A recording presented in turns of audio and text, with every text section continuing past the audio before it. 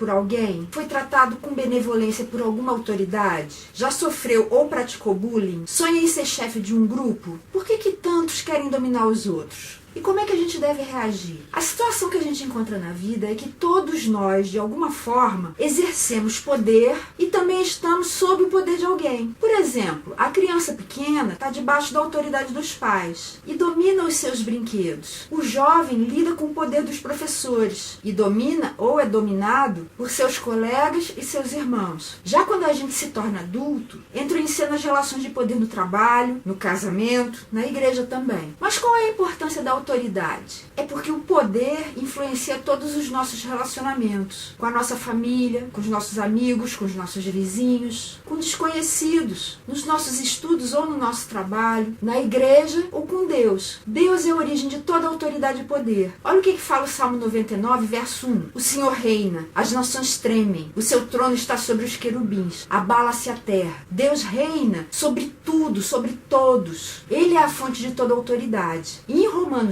13, nos versos 1 a 7, Paulo fala isso. Todos devem sujeitar-se às autoridades governamentais, pois não há autoridade que não venha de Deus. As autoridades que existem foram por ele estabelecidas. Portanto, aquele que se rebela contra a autoridade está se colocando contra o que Deus instituiu. E aqueles que assim procedem trazem condenação sobre si mesmos, pois os governantes não devem ser temidos, a não ser pelos que praticam o mal. Você quer viver livre do medo da autoridade? Pratique o bem, e ela o enaltecerá, pois é serva de Deus para o seu bem. Mas se você praticar o mal, tenha medo, pois ela não porta a espada sem motivo. É serva de Deus, agente da justiça para punir quem pratica o mal. Portanto, é necessário que sejamos submissos às autoridades, não apenas por causa da possibilidade de uma punição, mas também por questão de consciência. É por isso também que vocês pagam imposto, pois as autoridades estão a serviço de Deus, sempre dedicadas a esse trabalho. Deem a cada um o que lhe é devido. Se imposto, imposto. Se tributo, tributo. Se temor, temor. Se honra, honra. Então o que Paulo está falando aqui é que, de modo geral, as autoridades foram instituídas por Deus sobre a nossa vida para o nosso bem, como os pais sobre as crianças, os professores sobre os alunos, os chefes sobre os subordinados no trabalho, os políticos sobre a população. Então, de modo geral, elas existem para o nosso bem. Pode até existir abuso de autoridade, mas a gente vai ver daqui a pouquinho sobre isso. E Jesus também. Ele recebeu toda a autoridade do Pai, mas ela não foi dada de graça. Lá em Mateus 28, 18, ele falou assim: foi-me dada toda a autoridade nos céus e na terra. Só que antes dele receber toda a autoridade nos céus e na terra, no capítulo 26 de Mateus, o verso 39 fala assim: indo um pouco mais adiante, prostrou-se com o rosto em terra e orou: meu Pai, se for possível, afasta de mim esse cálice. Contudo, não seja como eu quero, mas sim como tu queres. Jesus recebeu toda a autoridade no céu e na terra, porque antes ele se colocou totalmente debaixo da autoridade de Deus. E ele podia muito bem ter recusado ir até o final na sua missão, mas ele resolveu se submeter, bebendo até o fim tudo que tinha no cálice que Deus reservou para ele. Então a autoridade que ele recebeu foi resultado da obediência que veio antes. E com a gente é a mesma coisa. E se a gente for prestar atenção, a gente vai ver que toda relação de autoridade, de poder, tem um princípio, uma disposição e uma ação. O princípio vai ser a submissão ou a rebeldia. A disposição pode ser obediência ou desobediência. E a ação podem ser boas obras ou o pecado. E o interessante é que a ação pode ser boa, mas ser resultado de um princípio e de uma disposição ruins. Você pode fazer alguma coisa aparentemente legal para o seu chefe, mas a sua intenção ser de pura rebeldia, de pura desobediência. Então não basta a ação, a disposição e o princípio também tem que ser bons. E pode existir o contrário também, você ter o princípio e a disposição certos e a ação ser ruim. Por exemplo, os soldados nazistas tinham o princípio da submissão, a disposição da obediência, mas a ação deles era pecado, porque as ordens recebidas eram ruins. Por isso que é tão importante a gente avaliar se a autoridade delegada está agindo de acordo com a vontade de quem delegou a autoridade a ela. Deus é o único que tem a autoridade originária. Todos os demais que têm alguma autoridade têm essa autoridade por delegação. Em casa são os nossos pais, o porteiro porteiro do nosso prédio, o síndico do condomínio. Essas pessoas têm autoridade sobre nós porque receberam de alguém. Por isso, se você se vir tentado a desobedecer a alguma ordem do síndico ou do porteiro só porque você não gostou da ordem, pare um pouquinho e pense se aquilo não foi justamente para o seu bem. Outra autoridade delegada é na política. São as pessoas que a gente elege: prefeito, governador, presidente, vereador, deputado estadual, deputado federal, deputado distrital, os ministros, os funcionários públicos também que têm alguma autoridade sobre nós, a polícia. Na escola ou no trabalho também, a gente tem os professores, os diretores, os chefes. Na igreja, há os pastores, os padres, os bispos, presbíteros, diáconos. E uma coisa importante é que qualquer autoridade que a gente, seres humanos, tenha, sempre vai ser delegada. E a gente precisa representar bem a pessoa que delegou essa autoridade para nós, que em última análise é Deus. Quando Deus delega autoridade para qualquer um, e esse delega a outro, e a outro, e a outro, o pulo do gato é sempre de agir com benevolência. Esse é o desejo de Deus. Ele sempre exerce a autoridade dele com benevolência e justiça, e espera que a gente seja imitador dele também. Por isso é tão importante que quem exerce algum tipo de autoridade também esteja sujeito a alguma autoridade. Não apenas a autoridade de Deus, mas também a autoridade daqueles que a receberam de Deus. Davi, por exemplo, poupou o rei Saul. Quando Saul estava perseguindo Davi, mesmo depois de Davi ter sido ungido rei, Davi sabia que seria rei depois de Saul, mas ele não quis de jeito nenhum antecipar as coisas e acabar matando Saul, mesmo quando teve oportunidade para isso, porque ele reconheceu que aquele era o ungido de Deus e que se estava lá vivo ainda era porque Deus assim o quis. E na verdade essa questão de não estar sob autoridade é o grande problema das seitas. O seu líder não está debaixo da autoridade de ninguém. Então é muito fácil ele resvalar para algum pecado, alguma coisa bem esquisita. Pesquisa, por exemplo, o que aconteceu com Jim Jones, lá na Guiana, e veja o final trágico para ele e para todos os que o seguiam. E se, por exemplo, você vir alguma igreja que pode até ter o nome de uma igreja tradicional, como batista, ou presbiteriana, ou congregacional, mas que na verdade não se sujeite a ninguém que esteja acima dela, dizendo que se reporta diretamente a Deus, fique de olho, viu? A hierarquia é importante justamente por isso, porque só quem está debaixo de alguma autoridade pode ter autoridade sobre os outros, porque essa cadeia de autoridade, se você for subindo, vai acabar parando diretamente em Deus. Foi ele que deu autoridade à humanidade. Está lá em Gênesis, no capítulo 1, no verso 28. Deus os abençoou e lhes disse: sejam férteis e multipliquem-se, encham e subjuguem a terra, dominem sobre os peixes do mar, sobre as aves do céu e sobre todos os animais que se movem pela terra. Ele falou: olha, subjuguem tudo, dominem tudo, eu estou dando para vocês. E eu não sei se você reparou, mas existe um outro tipo de domínio que ele deu também, que eu acho muito lindo. Está lá no capítulo 2, nos versos 19 e 20. Depois que formou da terra todos os animais do campo e todas as aves do céu, o Senhor Deus os trouxe ao homem para ver como ele lhe chamaria. E o nome que o homem desse a cada ser vivo, esse seria o seu nome. Assim o homem deu nomes a todos os rebanhos domésticos, às aves do céu e a todos os animais selvagens. Você viu que bacana? Deus podia muito bem ter chegado para Adão e falado assim: ó, eu criei isso aqui e o nome vai ser elefante. Eu criei isso aqui e o nome vai ser cobra. Mas não, ele chegou e teve prazer em dar essa autoridade, essa capacidade, esse poder pro próprio homem fazer. Chegou para Adão e falou: olha, você vai escolher um nome para qualquer animal, você que vai dar para eles. Eu acho isso tão bonito, como Deus é uma autoridade que ama delegar. E uma coisa interessante é que existe o poder oficial e o poder não oficial. O poder oficial é o título que a pessoa tem. Ah, é o presidente, é o governador, é o delegado, é o mestre, é o professor, é o doutor. E o não oficial é a pessoa que você vê nitidamente que tem um poder, tem uma autoridade, mas não tem nenhum título. Era o caso de Jesus, por exemplo.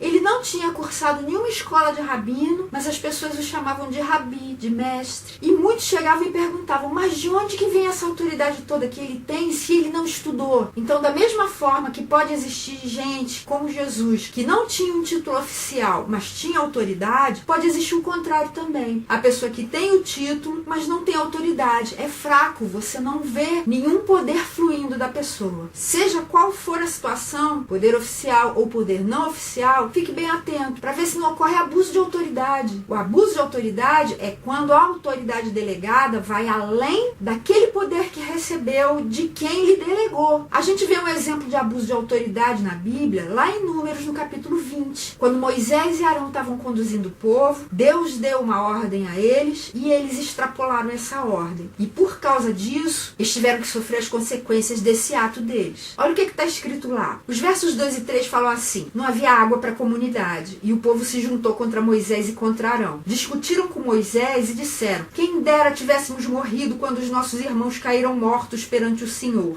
Aí Moisés e Arão foram perguntar para Deus o que eles deveriam fazer. E nos versos 7 a 12 está assim: o Senhor disse a Moisés: pegue a vara e com seu irmão Arão, reúna a comunidade diante desta, fale aquela rocha e ela verterá a água. Vocês tirarão água da rocha para a comunidade e os rebanhos beberem. Então Moisés pegou a vara que estava diante do Senhor, como este lhe havia ordenado. Moisés e Arão reuniram a assembleia em frente da rocha e Moisés disse: escutem, rebeldes, será que teremos que tirar a água dessa rocha para lhes dar? Primeiro erro, como se fossem eles que iriam tirar. Então Moisés ergueu o braço e bateu na rocha 2 vezes com a vara. Jorrou água e a comunidade e os rebanhos beberam. O Senhor, porém, disse a Moisés e Arão: como vocês não confiaram em mim para honrar minha santidade à vista dos israelitas, vocês não conduzirão essa comunidade para a terra que lhes dou. Deus tinha mandado que eles falassem a rocha e eles resolveram bater na rocha. Fizeram o que Deus não tinha mandado eles fazerem e Deus falou: por causa disso, vocês não entrarão na terra que eu prometi dar a esse povo. E foi justamente isso que aconteceu. Moisés até viu a terra do alto do Monte Nebo, mas não foi permitido a ele que entrasse ali. E como é que a gente pode sofrer abuso de autoridade ou abusar da autoridade que a gente recebeu? Quando a gente força, ou pisa no outro, ou empurra. Quando a gente tem algum ministério, por exemplo, o dom de cura, e a gente ora pela cura de alguém, a pessoa não é curada, e a gente começa a culpar o outro de falta de fé por isso. Isso é um abuso, isso é uma violência. Na igreja, quando a gente exerce a nossa liderança de uma forma totalmente sem compaixão, os pastores, por exemplo, em vez de cuidarem das suas ovelhas como um bom pastor, acabam sendo cruéis, acabam sendo mercenários. E isso muitas vezes é resultado da estrutura dos seminários atuais, que produzem mais escribas do que pastores mesmo. A gente não deve nunca esquecer, seja qual for o tipo de liderança que a gente exerça dentro da igreja, Jesus nos diz isso que está em João, no capítulo 10, versos 10 e 11. O ladrão vem apenas para roubar, matar e destruir. Eu vim para que tenham vida e a tenham plenamente. Eu sou o bom pastor. O bom pastor dá a sua vida pelas ovelhas. O seu pastor deve ser assim. Ser capaz de dar a sua vida para morrer, mas a cada dia dá de fato a vida dele por você e pelas outras ovelhas também. E você também, se tem autoridade sobre qualquer pessoa, também deve dar a sua vida diariamente por ela. Nas instituições, a gente vê abuso de autoridade, principalmente quando a gente vê a injustiça sendo praticada. Não só com leis injustas, não só com truculência da polícia, de muitas outras formas. Você quer ver um exemplo? Eu sou carioca, e apesar de morar em Brasília, eu tenho parentes que moram lá. E uma coisa que eu percebi no estado do Rio é que os serviços públicos, de um modo geral, são governados por uma mentalidade